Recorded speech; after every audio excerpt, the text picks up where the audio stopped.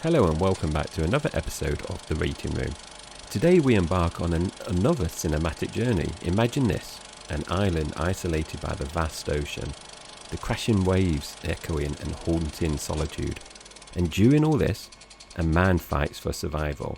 This is Season 2, Episode 8, Castaway. The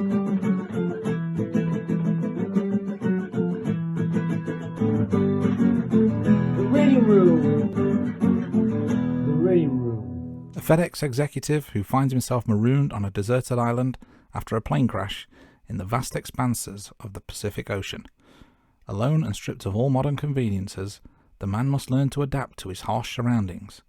With limited resources and only a volleyball named Wilson as his companion, he battles the elements, his own sanity, and the relentless passing of time. That is Castaway in a nutshell, Jay. Why don't you tell the listeners, have you seen it before and what you remembered about it? Yeah, so we've seen this film once before, Andy, and I remember watching this when I still lived at my parents' house, so that is a long time ago. I was courting my then girlfriend, now wife, so I remember watching this together with, the girlfriend. I nearly said the wife then, but the girlfriend. It is the same person. And I remembered very little about this, though.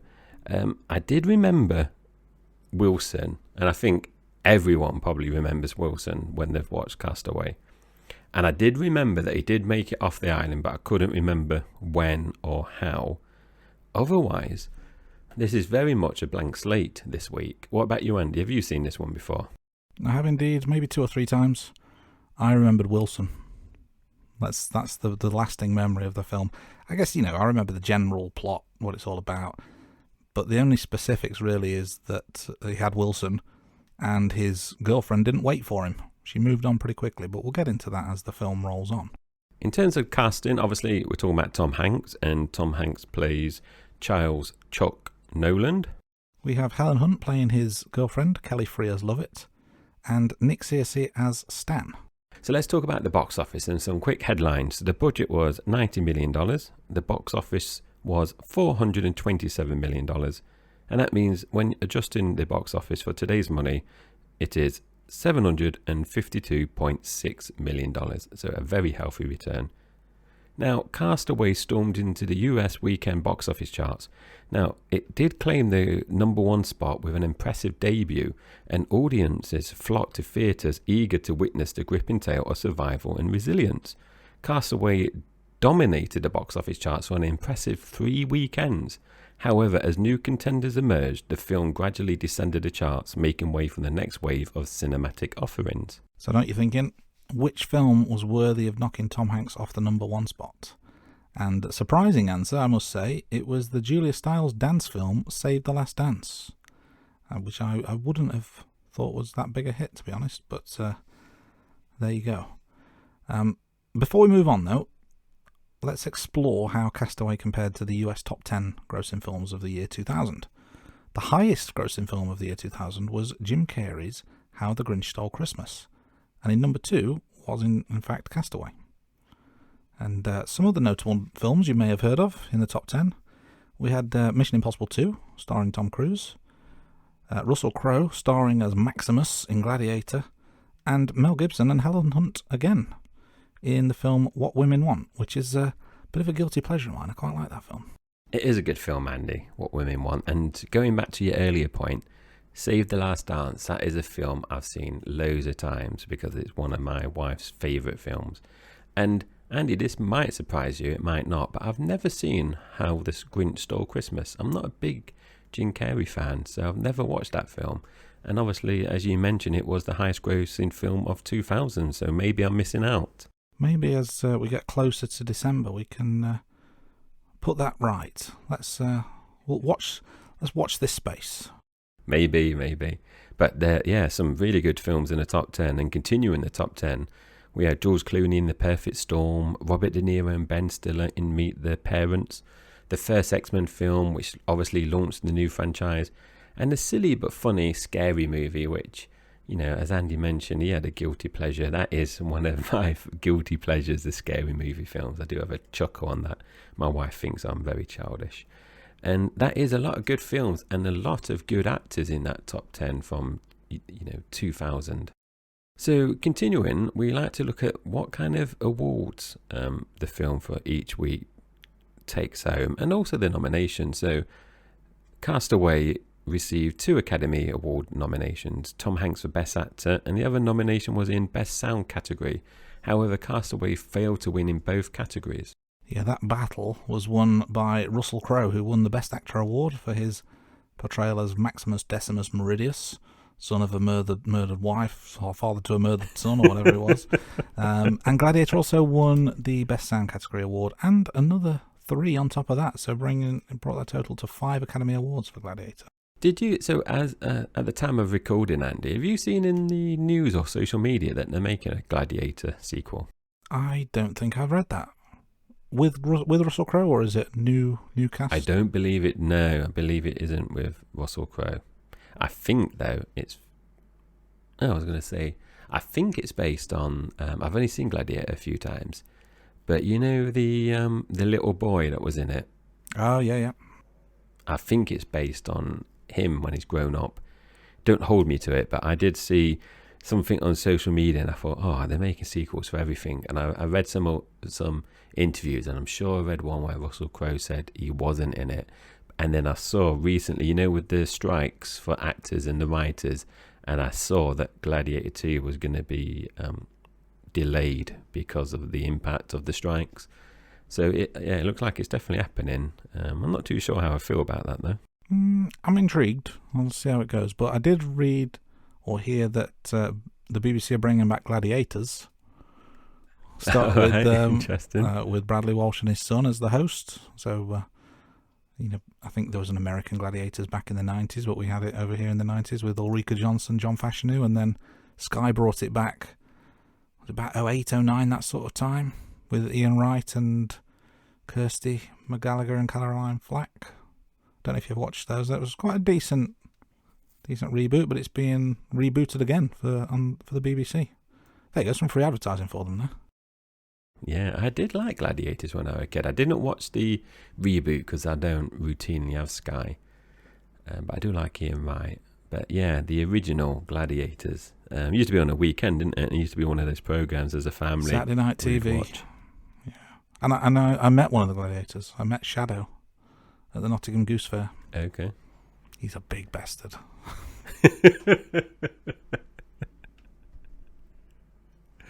The Shadow. Okay, let's get back to Castaway.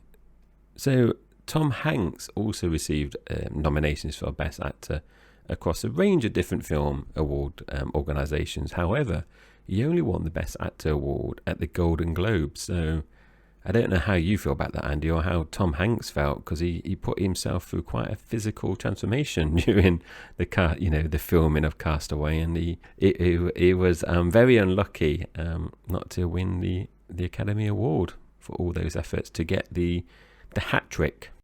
Indeed, yeah, there was some strong competition though, but it's not all bad news.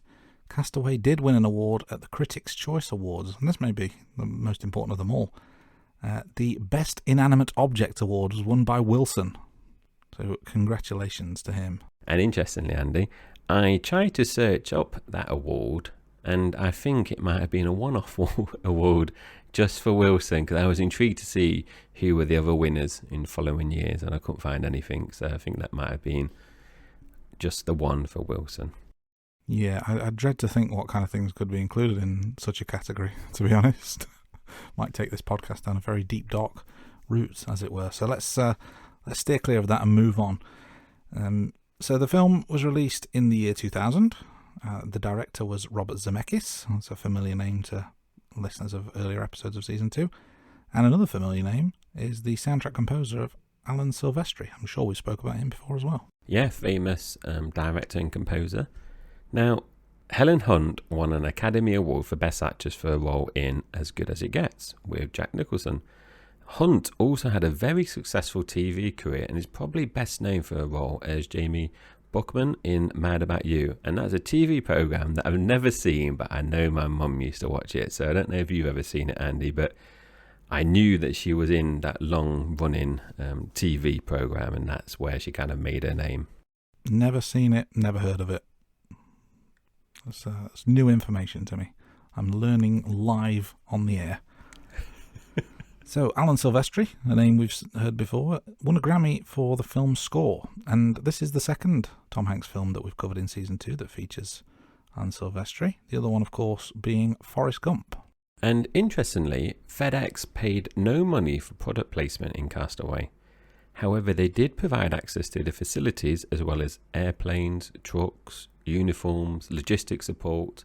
I don't believe there were any boat planes or seaplanes in this, and there's lots of free advertisement in this, and I think we might have to mention FedEx a few times in this podcast, Andy, but we're not sponsored by FedEx for this episode or any episode so far. No, but if FedEx want to deliver us some money for our extra sponsorship, we'll certainly take care of that particular package. That's enough of my bad puns. During the meticulous research phase of the film, screenwriter William Broyles Jr. took his commitment to authenticity to the extreme. Seeking first-hand experience, he sought guidance from seasoned survival experts and made a daring decision. He deliberately marooned himself on an isolated beach in the Gulf of California for an entire week, and he was stripped of modern conveniences. He embarked on a personal quest to find water, food, and construct his own shelter. That is going to some great lengths there, Andy, for his passion writing the film. So I don't know, as part of the research for this, Andy, we didn't isolate ourselves, did we? No, I just generally isolate myself in life. That's my preparation for the podcast. Just sit in a darkened room and talk to myself. It was during this arduous time on the desolate shore that an unexpected discovery changed everything. A solitary volleyball washed up on the beach, becoming Broyles' sole companion in this solitary world. And little did he know that this chance encounter would serve as the muse for the film's unforgettable inanimate companion, weaving a unique and poignant element into the fabric of the story. I find that really fascinating, that, you know, it's not just an idea that's come out of someone's head, it's a real life experience that's come to the big screen.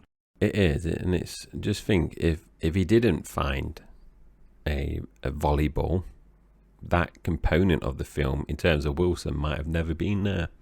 He might have come up with it, you never know, it's one of those hypothetical things, or he might have come up with something else, but you can't imagine the film working as well without having Wilson there. You know, something for Hanks to play off while he's, you know, isolated on the island. Yeah, it takes a different tone, doesn't it, without his buddy. Yeah, we've done a bit of research. We've talked about some facts and figures, so let's get into the film now. Now, the film opens with a FedEx van driving on a deserted road in the middle of nowhere. Yeah, this is a really long open.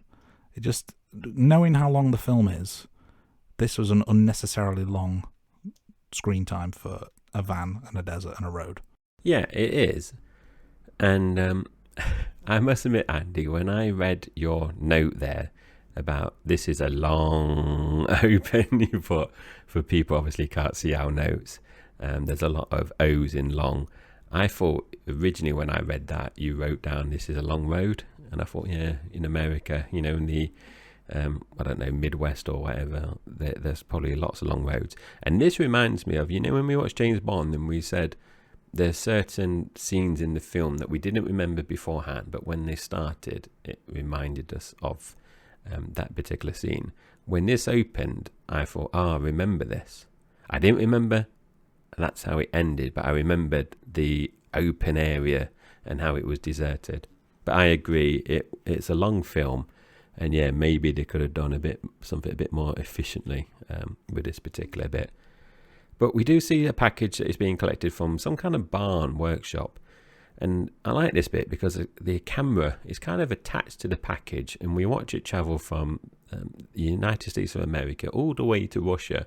And that's when we are introduced to Chuck, and we see him shouting instructions to warehouse staff. So at the moment, I don't think he's coming across that likable. He's not at the moment. I wrote a bit of a sarcastic note next, which was, have we got to the film yet? Because this just feels like a really long FedEx commercial so far. But to your point about Chuck and how likeable or not he may be, He informs everyone that it took 87 hours, 22 minutes and 17 seconds for this package to arrive from Memphis, and he's not particularly happy about it. And to be honest, it felt like that opening scene took 87 hours, 22 minutes and 17 seconds, the way they played it out. But anyway, I'm being facetious, of course. Later on, Chuck meets up with his girlfriend, Kelly. We can see that Chuck is an accomplished sailor by the various certificates he's got on display. I wonder whether there's any use for that in the future. Yeah, very subtle little hints there. Now, Chuck and Kelly attend a Christmas dinner, and it involves a large gathering of friends and family, something that would daunt and haunt me, having a massive Christmas dinner day like that. Now, we see that Chuck and Kelly have very busy lives, because they're trying to arrange when they see each other next, and they kind of got like the little diaries in front of them, and they're trying to pencil in their next date. Yeah, and the reason they're doing that is because Chuck's received a page, hasn't he, which is basically calling him to work.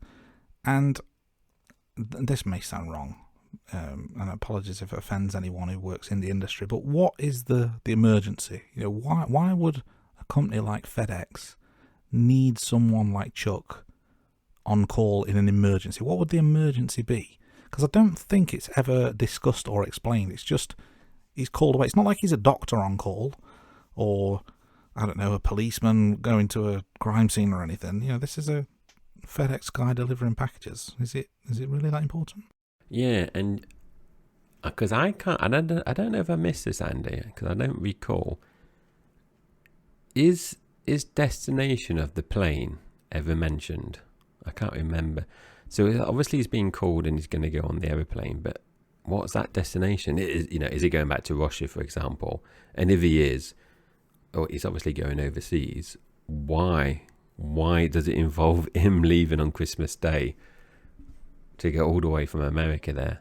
I don't think it's mentioned. I'm going to do some live Googling while you talk to the listeners for a few seconds. Okay, so I'm going to carry on. Now, Kelly gives Chuck his Christmas present, and it's a very thoughtful, romantic gift, and it's a pocket watch. And she mentions it's from a relative, a family heirloom. Now, we see Chuck give Kelly some practical gifts, and there is this feeling that Kelly seems to be underwhelmed by these presents. However, Chuck, as he starts walking off, but then he comes back, and he surprises her with this another gift before he leaves. And Andy's just doing a bit more live Googling. I am indeed. Now, Wikipedia, which is of course the most reliable source of information on the internet because anyone can edit it, says the following. During a Christmas dinner, Chuck is summoned to resolve a problem in Malaysia. Okay. So there you go. And maybe we should fire our researchers for not including that in the comprehensive notes we have. I'm suspect about that. Just because of what Malaysia? Yeah, just because of where he supposedly washes up, or my memory of where he supposedly washes up doesn't seem to fit with that. But I could be wrong. But I'll research in my own time and then not get back to you about it. So who cares? but anyway, let's get back on track. Otherwise, we're going to be here all night, aren't we? It's not taking longer than the film. He surprised her with another gift before he leaves. Absolutely right. And he has promised to be back for New Year's Eve, and leaves with the probably foreshadowing quote, "I'll be right back." You know, when someone says that, they don't mean it. But he gets on the plane anyway. There's a bit of turbulence. Nothing to worry about at this stage. Hanks goes to the toilet, and then all of a sudden he's sucked out of the toilet into the main cabin storage area. It's all kicking off. Gets some oxygen, and he's fastened into his seat. This is a situation gone wrong very quickly. It is, and my little note here was, Chuck is a very naughty boy because he unfastens himself as he notices his new pocket watch is on the floor. However, the plane then hits the sea and it starts to sink. This is a very good scene. Yeah, I don't think we could do it justice by describing what happens, but it's excellent. It really, really is. He manages to get onto the lifeboat once the plane has hit the sea, but he's nearly sucked into one of the large turbine engines, and he's seen gripping to the lifeboat as the waves continue to crash against him. Yeah, so this, I'm not too sure how long it lasted, but the whole sequence of scenes here is probably my favourite from the whole film. And I don't know, that's quite telling in terms of my future rating for the Castaway. But I did find the film did peak at this point, and it was very well done in terms of all the action pieces and the bit where he's diving down, and then the bit where you just mentioned about the turbines. I just think it was really well done. Now, Chuck, he does make it to land, and we do see that he writes help in the sand on the beach, and he keeps hearing this noise, and he eventually realizes it's fruit dropping from the trees. Now, I thought that was quite obvious when this was happening, and he eventually tries to break the fruit because he has this hard casing on, and he's really struggling, but he finally does break it open, and he gets to drink the coconut milk as well, and he eats the coconut. Now, I'm not a big fan of coconut, so I would obviously, in this situation, Andy, I would have to have it, but it wouldn't be my preferred choice of fruit. No, I would probably search the island to see if there's a fast food restaurant nearby or something before taking part in the coconut, but he's not really got much choice. I think it's, obviously he's stranded at this point. It's still relatively early days. It's not been that long, but it's been long enough that, things are starting to happen, and panic is setting in a little bit, and a bit of desperation. One thing I did find quite strange, and it's one of the first things he does actually, is he starts collecting some of the packages that have been washed up on the beach, but he doesn't open them straight away, which I just thought it was very odd. Like, why collect them and do nothing with them? It is very odd, because I think there could be something practical in there. Obviously, later on we find out there isn't. It could have been a mobile phone or something. It could have been a satellite phone, yeah. It could have been a pack of playing cards, anything to help pass the time. But yeah, that was very... When I watched that, I was thinking, like, you can have a scene where he's opened them all. He's like a kid on Christmas Day or something. But yeah, he just left them all. I thought that was very weird. It was indeed. We see Chuck starting to scout the island. We see that the island is formed of a lot of high ridges, and it's making Chuck's journey very difficult. But he does, however, manage to get to the top of a mountain. And the view from there just kind of confirms what we already know. He's on a deserted island in the middle of nowhere. There is just nothing as far as the eye can see. This bit reminded me of Lost. So, in Lost, obviously the island's a lot bigger. But this one was literally a really small island, wasn't it? There wasn't much to it at all. It seemed like there was that mountaintop, and then there was a bit of beach and a cave. And that's pretty much it, wasn't it? Yeah, it was lucky that there were coconut trees there. But yeah, he really didn't pick the deserted island well there. So while he's up there, he does notice something floating in the sea near the beach where he's just come from, and it does look like a body. And it is confirmed to be one of the airplane crew, and we see later on Chuck buries the corpse as well. Yeah, I made a confusing note for you here when I said this is Albert, not Alan. And basically, my note there just made me chuckle because he's rifling through his pockets and he goes into his wallet and sees his ID card. And it's obvious he's been calling him the wrong name for however long he's known him. And he just goes, oh, it's Albert, not Alan. Yeah, Albert has been very polite about Andy and that. I'm going to go off topic, but my name is quite unusual. So I get people that just pronounce my name all different ways. And there's certain people that I've worked with that I've corrected them so many times, but they still get it wrong. And now I just let them just say the incorrect name because it's like, how many times do you have to just remind someone? Do you get people calling you Jai rather than Jay? Yeah. But no, it is just Jay. No shortening of names. But yeah, I've been called like Jason, James, Jai. And I don't know if I've ever told you this, but I went for a meeting once, and it was a one-to-one meeting with this bloke that was from an external organisation. And I turned up at the meeting, and he was an Asian bloke, and he just looked at me. I said, oh, my name's Jay Lawrence, blah, blah, blah, I'm here to meet you. And he just looked at me and said, oh, I was expecting an Asian woman. I went, oh, okay. He said, your name's really unusual, so I've been Googling it. And it's like, it keeps coming back as an Asian woman. So he was very disappointed. I was an overweight, middle-aged white person that's turned up instead of an Asian woman. Such is life. Yeah, indeed. Now, obviously, we've Chuck has buried Albert. Now, later on, we see Chuck relieving himself on the beach, and in the distance, we see this flashing light coming from somewhere out in the sea. Now, at first, Chuck doesn't notice the light, but he does eventually, and we see him trying to leave the island. However, the waves are too big and strong for him to escape. I'm assuming that's just some kind of boat going past, but it's never expanded on. And Andy, this is so when we were putting together the notes, I don't know what the technical term is, but you know the island and the bit where he's tried to escape, it was the initial bit at the beach was like a low tide, the waves, but then you had the bit that was kind of like in a semicircle, and then the waves and the sea. What's that bit called? Do you know what I mean? It was all like a bay sort of. Yeah, it was like a bay, but then that bit transitions into like it's like a current or something. You know, like I don't know if it's a riptide, but do you know what I mean? That bit. There's like an extension out of land, isn't there, into the sea? My A-level geography is not coming to my aid here. I should really know. I know these terms.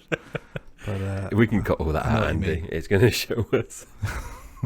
This is with my little D hat on here. But yeah, I couldn't think what that was. But yeah, he struggled to get out of there. He did, yeah. He cuts himself on the coral, doesn't he? And the dinghy gets slashed too. So this is a really poor attempt. And then he has to retreat to the cave when a storm arrives.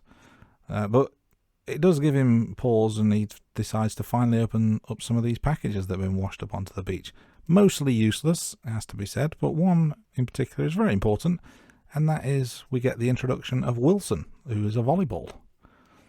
Now, later on, we see that Chuck is painting eyes, nose and a mouth onto the volleyball, starts to talk to the ball, and eventually manages to get a fire going on the beach as well. He does, and also Chuck seems to, well, he doesn't seem to, he does, because at the beginning of the film he's kind of complaining about a toothache, and we see Chuck perform a very painful looking operation to move his tooth that's playing up. I'm going to read my note for you word for word. Hey Chuck, do you have any of the dental equipment? No, but I have this ice skate and a rock, and that's what he uses. Oh, it's a horrible scene, that is. It is a horrible scene, but I don't know if you see in the news, Andy, the dental crisis across England. We might have to resort to these kind of things in the future. Well, it could be. I mean, some would argue, particularly our American friends, that we've had a dental crisis forever, just by the state of our English teeth. Oh, well played, well played. Now, lucky we're a audio-only podcast for our American friends.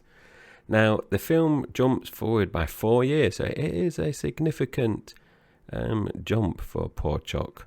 And he's sporting a long beard and long hair, and he's lost a lot of weight. Yeah, as you might expect after 4 years. 2 points. One I wrote down, one I didn't. The one I didn't write down was, do you think the time jump seemed a bit sudden? Like before that jump of 4 years, it didn't seem like there was that long a time had progressed. And I'm judging that purely based on the fact that he'd not really grown much of a beard. So I'm thinking it must have only been a couple of days, maybe 3 or 4 at most. But my other note was, he's blonde now. How did that happen? So going back to your earlier point, I agree. I think this filming does have some pacing issues, because sometimes it's slow, it's fast, and it just jumps. Like the whole ending bit as well, that seems rushed. And apparently I was checking the quiz, Andy, because I just wanted to make sure I didn't ask you this in the quiz, and I haven't got it down in the quiz. Apparently that's his natural colour hair. They didn't dye it or anything. As part of the research, I read that the blondness that came to Tom Hanks growing his hair longer, it's natural. Well, there you go. So it's not sun-kissed. That is strange. I mean, my son was quite blonde haired as a very young child, and now he's about 6. His hair's got a lot darker, but you know, Hanks is not a 6-year-old in this film, so it just seems a bit strange. Yeah, my kids were very very blonde when they were younger. So was I, and my wife. You know, when I first met her, she was very blonde, and now obviously it's going more grey. But moving on. I'm sure she'll thank you for that. Do you need me to tell it? I don't want to tell you that for you. Yeah.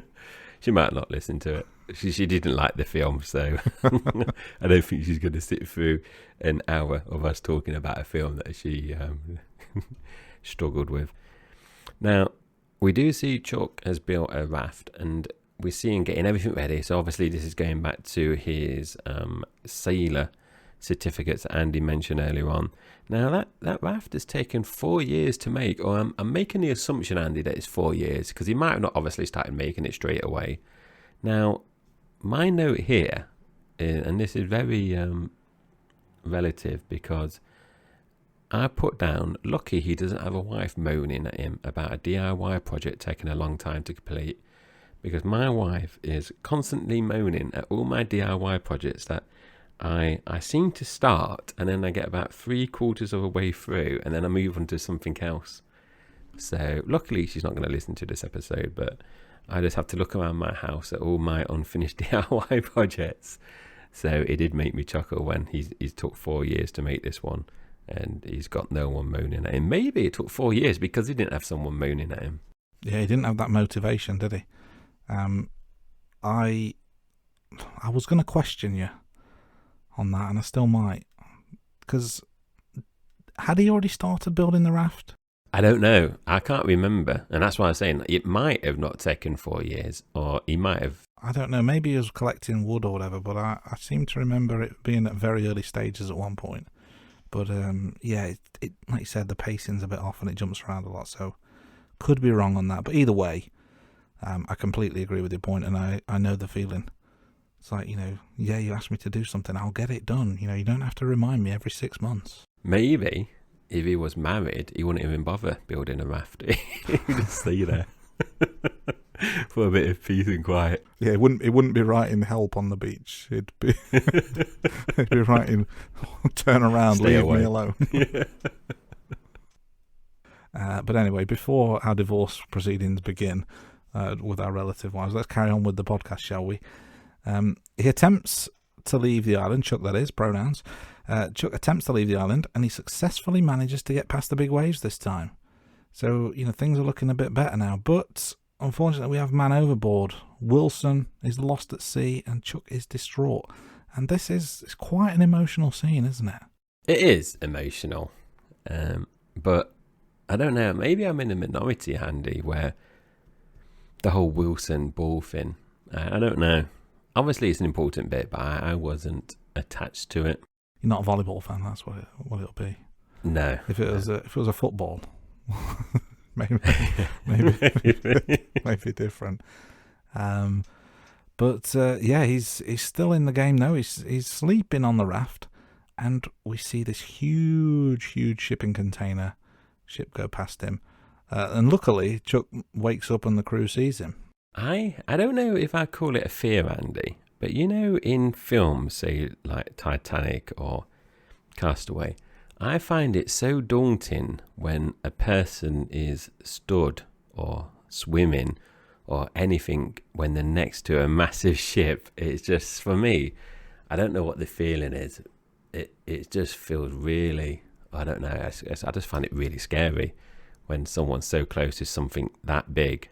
And also, I don't know if it's the fear that it's so big or the fear of being potentially sucked under with, the propellers and stuff. I just find it quite scary. I'm not a fan of the water at the best of times, but yeah, that's particularly if you see something like a little fishing boat next to a cruise liner or something. Yeah. Now, Kelly receives a call and is told that Chuck is alive. So she's happy, but she's passed out. So maybe she isn't happy, or we find out that she is. But we jump forward 4 weeks. So we've had 4 years and 4 weeks, Andy. Yeah, I do have a question though. Why do we need 4 weeks to get to this stage? So this is from the moment he gets picked up by the ship, and it's 4 weeks later before he's flying home. Like, what's missing here? Is it just take that long to get to a plane, or just Oh yeah, on the boat. Yeah, good point. I don't know. Just seems a bit odd. Like, because surely it'd be much quicker. I guess there's probably some medical issues he's got to deal with, but I don't know. It feels odd. Yeah, I agree. I was thinking, from a publicity point of view, if you were FedEx, you'd be wanting to sort that out straight away. Put a positive spin on everything, wouldn't you? About Chuck being found. So then I was thinking, when you said that about maybe on the boat, maybe they had to get to the destination. Maybe because it's a shipping container. Maybe even though they could use a satellite phone to phone, land to say, oh, we found this bloke. Maybe they couldn't get him out. I'm just thinking, but then I think maybe a helicopter. But if it's so far out in sea, the helicopter won't have been able to get there with fuel. So does that mean another boat has to come with some kind of aircraft to get there? So maybe logistically that could work, but it does seem weird. It's 4 weeks because you think after a few medical checks and everything like that, you're talking about a week max, I would say. And then FedEx should be all over that from a positive publicity point of view. If this was today, that would be all over social media straight away. Oh yeah, definitely. They'd have probably been quicker posting him back. So we see Chuck so we've had the 4 weeks jump now, and Chuck is flying back to America. He's clean shaven, he's had a haircut, and Stan tells Chuck that there was a funeral for him as well. And then they briefly talk about Stan's wife passing away as well, because at the beginning of the film, Stan is talking to Chuck about his wife being poorly. Yeah, there's a lot happening, isn't there, when Chuck gets back to America? However, he's told that Kelly is too upset to meet him at the airport. And we also see that Kelly has married a dentist, who Chuck gets to meet on his arrival. Where was this dentist 4 years ago, though, when he needed him? I can't remember if it's mentioned. Is that the dentist that he was supposed to see? Or is it just a random dentist? I can't remember if it's mentioned or not. I think they've met before. I think I'm gonna do some live Googling as well. Yeah, this is riveting stuff.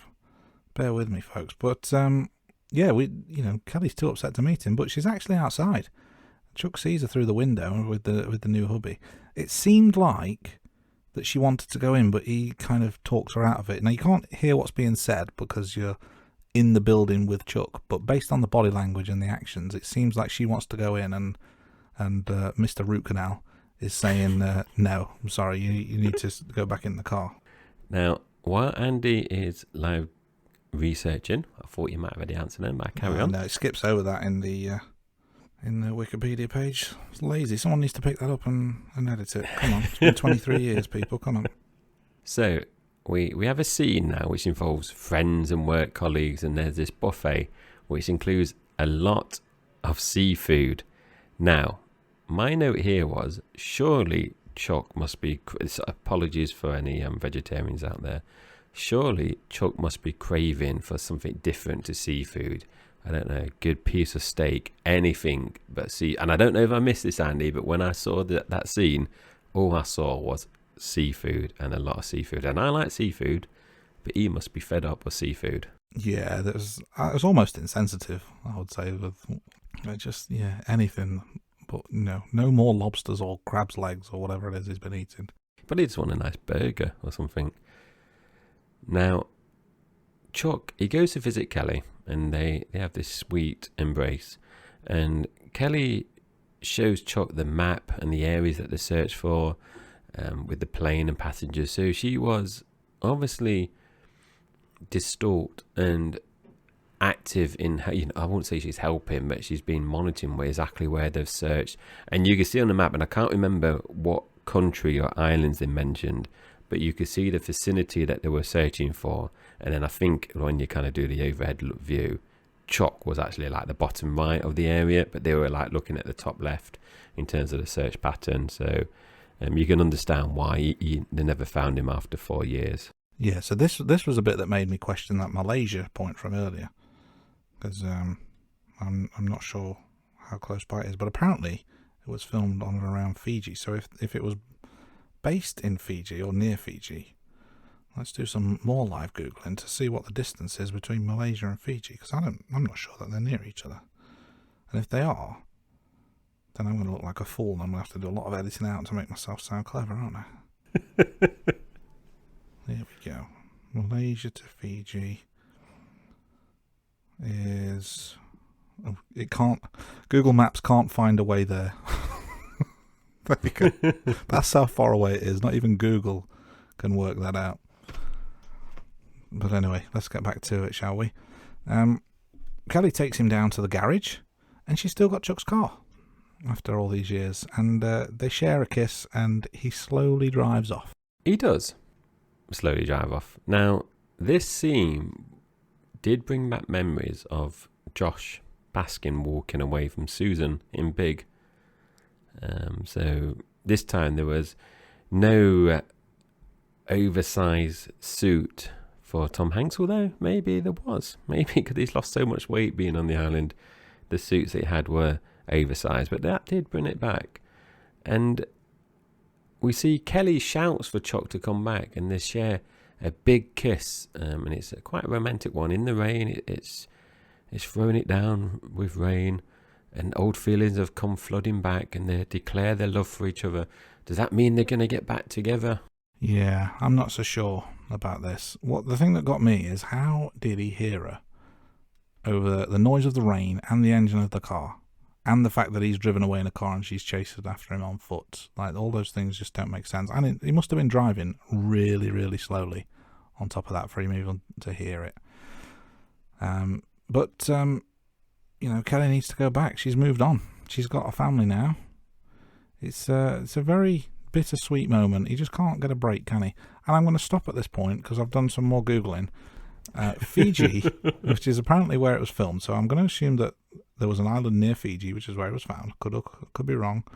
But Fiji is not far from Australia and New Zealand. So if you're flying from the States to Malaysia, you're going to go nowhere near Fiji. So something's gone wrong there, hasn't it? Oh, I don't know, Andy. Wouldn't you go past Fiji if you're going Malaysia from America? No, Fiji's in the southern hemisphere, and Malaysia and the States are both northern hemisphere. I don't think it's a million miles away. It's far enough. But maybe that's obviously Hawaii. Maybe Hawaii pattern. you'd go near.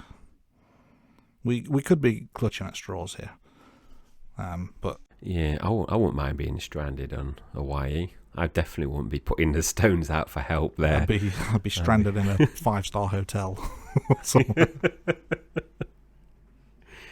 But going back to, I agree, Andy, completely with your point about Chuck driving slow, the rain. How does it? How does she get hurt? When you said about that just brought back memories of when I was a kid. And, you kind of threaten your parents, I'm going to do this. So, I remember this time where basically I threw my toys out the pram and I was threatening my mum that I was going to go to bed with no dinner. And she going, yeah, whatever, go. And you kind of just slowly walk away waiting for her to change her mind. But she just calls you bluff. And that kind of reminded me of that bit. Maybe that's what Chuck was doing, just driving slowly down the road, hoping for Kelly to shout and like proclaim her love for Chuck and leave the dentist husband. But yes, it doesn't quite work out for Chuck. And I know I've mentioned this a few times, Andy, in the last few episodes, and there's a great song playing in the background of this scene, and it's another one that features on my cinematic playlist. It really captures the bittersweet feeling. I did research this because on my playlist it's just a generic Castaway song title, but I really struggled to find this one on Spotify in terms of the soundtrack. So that song is a very good song and worth checking out. Now we do see Chuck is driving on the deserted road, and this is the same one that opened the film, and he's gone to deliver the package that he never opened on the island, and it's a package that has these kind of angel wings on it. Yeah, and he goes back to the address where it originated, I think, and there's no Fred on the sign. So at the start of the film, he goes through this kind of gateway, and there's Fred and Bettina are on the gateway sign, and now it's just Bettina. So what happened to Fred? Another one of mysteries that are unsolved of this film. But either way, there's no one home, so Chuck leaves the package with a note saying that the package saved his life. And then off he goes, and he's at the crossroads. He's looking at his map, and a woman in a pickup truck stops by, and she tells him where each road leads to, basically. Sorry, Andy, going back to your point, I didn't jump in there because I was just thinking about, because that was a good observation about Fred, because I didn't pick that up. Now, I think, at the very beginning, when the package arrives in Russia, doesn't the bloke who answers the door with the young Russian girl say something like, "Oh, this is from my ex-wife," or "This is from my wife"? And I wondered whether it was like divorce papers or something. Oh, that's a good shout. Yeah, maybe it's that. And then that's why that doesn't have the thread on. But I can't remember. I'm sure he did say something like, "This is from my wife" or ex-wife. And I'm just making the assumption it was divorce papers. But that might explain why the name has changed on the sign, which I didn't pick up on until I saw your note there. And she tells Chuck, "Good luck, cowboy," and departs. Now, this is another film that references Hanks with a possible Woody reference. Although, I believe this is Texas, that this particular scene is set. So maybe they call each other cowboy anyway? I don't know. I've never been to Texas. Do Texans call each other cowboy? I'm going to do some live Googling myself, Andy, to see if we've got any listeners in Texas that might... Well, whilst you do that, I'll give you the results of my latest live Google. Other search engines are available. Bettina was the woman who sent a package to her cheating husband in Russia. There we go. That's according to averagebeing.com. I wasn't aware that it was Texas, though, to be honest. I mean, Texas is definitely cowboy country. I'll give you that. Andy, big news. We've got... Let's look. 10% of our American listeners are in Texas. There you go. And that howdy, partners. Yes, and that number has just shrunk from my to my insulting of them. So most of those come from Dallas, Irvin, and then a small number from Wiley, I think it's pronounced, and then San Antonio. So any of those listeners, feel free to contact us and either correct us or tell us do you call each other cowboy or not. It definitely was in Texas. I can confirm that, so you were correct. As for Texans calling each other cowboy, to be determined, I guess. But we thank you for listening anyway. Hopefully you still are, and apologies for my insensitivity there. But last point, Chuck notices the angel wings on her truck, and he looks down at each of the roads and her departing truck and has a little smile to himself, and that brings the film to a close.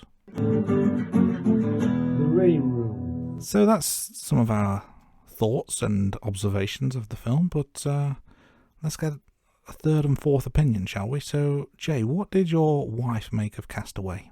So this time round, Andy, she didn't watch it because she did watch it when we watched it when I was a lot younger, and she hated it. So when we were talking about the season 2, when me and you were mapping it all out, and I mentioned to her that we were watching Castaway, she was like, "Oh, I hate that film." So this week she gave it a miss. What about you, Andy? Did your wife participate? And if so, what did she think of it? So she watched some of it, but then she went to bed. It was quite late and it's a long film, and she didn't really say much, if I'm honest. So I've not really got a great deal to add, but I'm going to say on her behalf, I think she's a fan of the film. I think she enjoyed it from memory. And if I'm wrong, of course, then I'll edit all that out and you'll never hear what I've just said. But enough of our wives and their opinions. We need the all-important rating for the rating room. So, Jay, Castaway, out of 10, what did you give this? Short and sweet, 6 out of 10. What about you, Andy? I agree. 6 out of 10. I was expecting more, is what I will say. I was expecting more. A bit disappointing. And obviously we can see where they rank later on. Now, another regular rating that we are checking on is IMDb. Now, as of the day of recording, IMDb rated for Castaway is 7.8 out of 10, so slightly higher than our rating. Yeah, and not only that, Rotten Tomatoes was a lot more generous than our rating as well, with 89% on the tomatometer, certified fresh, and an 84% audience score. So maybe we've been a bit harsh, who knows? Maybe. Now, we're on the Which Tom segment. So, now in this segment, we pretend to be on the casting couch. Now, we are recasting the Tom Hanks role with another famous Tom. So, during season 2, we have the chance to cast either Tom Holland, Tom Hiddleston, Tom Cruise, or Tom Hardy. Jay, I'm going to let you go first, as I always do. Who are you picking this week and why? Age Before Beauty, Andy, I guess.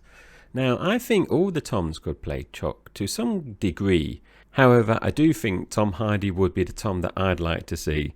He's obviously changed his appearance and his body in the past, and I think he could really capture the physical and psychological toil on isolation and loneliness. So I do think Tom Hardy would be very good as Chuck Noland. What about you, Andy? Who have you picked? So I don't think I've picked Tom Holland yet, have I, in any of these? But I'm not going to this week either, because I'm in complete agreement with you. Tom Hardy is my choice, and basically for the same reasons that you've gone for. I think the physical appearance aspect of it is certainly intriguing, but I think that he could bring a lot of depth to the character in what is essentially a solo performance. So Tom Hardy's my pick as well. Brilliant. Now, this segment is titled The 6 Degrees of James Bond, which is based on the concept that we are all connected to one another by only 6 degrees of separation.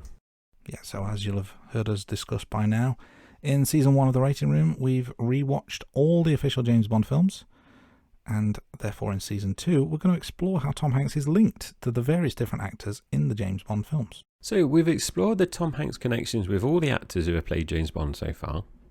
Therefore, today we're going to mix things up, and we are going to explore how our top-ranked Bond girls are linked to Tom Hanks. So Andy, do you want to go first? I do indeed. So the first Bond girl to take the mantle is Daniela Bianchi, who played my favourite Bond girl, Tatiana Romanova, in From Russia with Love.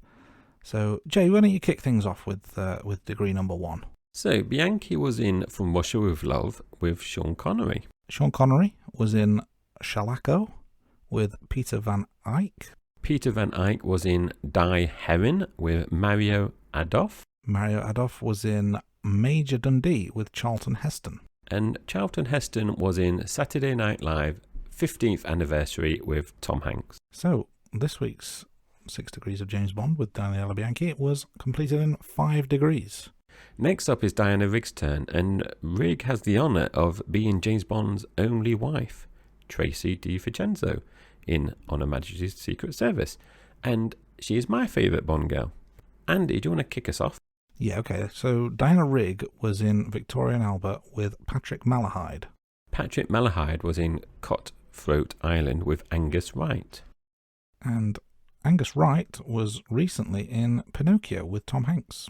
So that means this week's 6 Degrees of James Bond with Diana Rigg was completed in 3 degrees. So at the moment, we have successfully done each week, haven't we, Andy, connecting Tom Hanks with James Bond? The 6 degrees theory is certainly holding steady as things stand. Let's see if we can break that in future weeks. But now's the moment everyone's been waiting for, patiently. It's the main event that we are now titling The Rank Bank.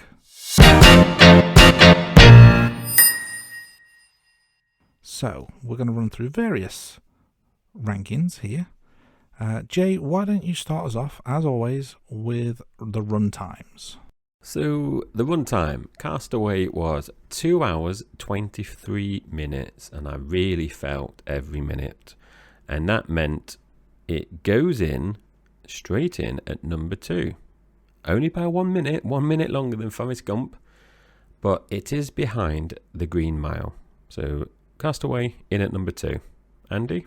Okay, let's talk money. Box office. So Castaway's budget was $90 million, which is the highest budget we've had so far, incidentally. The worldwide box office was $427.2 million, which in real terms is second on the list. But the all-important ranking here is the adjusted box office, and Castaway also is second on the list in this ranking with an adjusted box office total of 752.6 million. So it's pretty close to Toy Story, but it's still got a ways to go to get anywhere near Forrest Gump in top spot. So next up is the Tom Hanks characters. Obviously, we've talked about Charles Chuck Nolan throughout this episode, and for me, I don't think it's his strongest performance. So I've put Chuck in at number 6 out of the 8 films that we've seen so far. So Chuck is sandwiched between Paul Edgecombe in The Green Mile and Michael Sullivan in Road to Perdition. What about you, Andy? Where did you put Chuck in your ratings? That's a slightly high for me. I've gone 5 out of 8. Just below Josh from Big and just above Woody from Toy Story. I think it was a solid effort, but I guess the nature of the film means it's quite difficult to have an impact when you're there's nothing to react to. So I think he did well considering what he was dealing with, but not the strongest on the list, but respectable nonetheless. So the main supporting actor, I would argue Wilson. But we're not going to discuss Wilson's performance. We are going to discuss the performance of Helen Hunt as Kelly Frears Lovett. Now, for me, I think partly based on screen time or lack thereof, and partly just because there wasn't a great part. It was, she did a fine job, but just didn't really do anything for me, if I'm honest. So I've put her in 8 out of 8. A fine performance, but nothing to write home about, in my opinion. What about you, Jay? Have you got any more love for Lovett than I have? I do, yeah. I'm quite have a soft spot for Helen Hunt, actually. Now, I think it's very hard to put her too high in terms of my list. Obviously, you put her quite low. Well, in bottom place in your list so far. But for me, I think it was quite hard to put her too high because obviously her screen time is limited. But I think when she was on screen, you really felt her appearance. However, I couldn't put her above Michael Clark Duncan in The Green Mile. So that's why Helen Hunt, Kelly Lovett goes in at number 5 in my rank bank for supporting actors. So not too bad, middle of the table. So that's better than John Rooney and Musa and Susan so far. So not a bad position considering her screen time. Now, moving on, the last one I'm going to kick us off is the film ranking. So obviously myself and Andy, we stated what we ranked Castaway earlier on. Now, just to recap, I gave Castaway 6 out of 10. Now, our regular listeners who might be scrutinising our list and monitoring it every week will know where that lands straight away, because it is the lowest score for me this season, and it is in bottom place. So it's below Captain Phillips, which joint place with 7. What about you, Andy? Where did you place Castaway? So, like you, I gave Castaway 6 out of 10. Disappointing.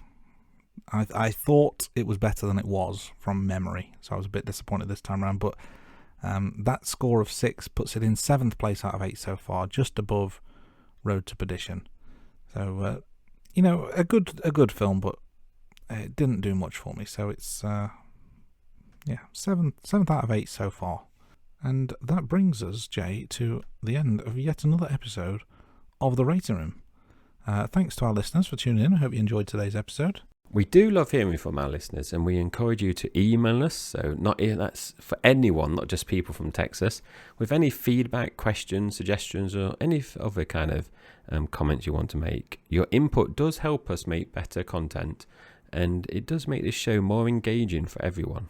That's certainly what we're aiming for with that. So feel free to reach out to us at theratingroom@gmail.com, and we'll do our best to respond to every email that we receive. We've also got a website, so you can contact us through our website, and you can also find all the show notes for all the episodes across Season 1 and Season 2 at www.theratingroom.com. So make sure you also subscribe to our YouTube channel at The Rating Room. You can find us on Twitter, Facebook, TikTok, Instagram. I even heard Threads mentioned, I think, in last week's episode, if that's still a thing by the time this goes out. All of those platforms on at the Rating Room. Send us a message, leave us a comment, like, share, subscribe, and be sure to follow us to stay up to date with all the latest episodes and information. So, the mission of this week's episode, or this week's film rather, was for him to save himself on this desert island. Once he was off the desert island, his mission was to try and save his marriage, and he failed at that, so he's 1 for 2. We need a decider. I think next week his mission should be Saving Private Ryan. The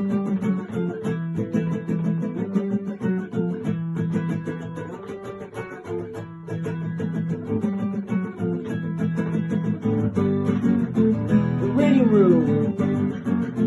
The Rating Room.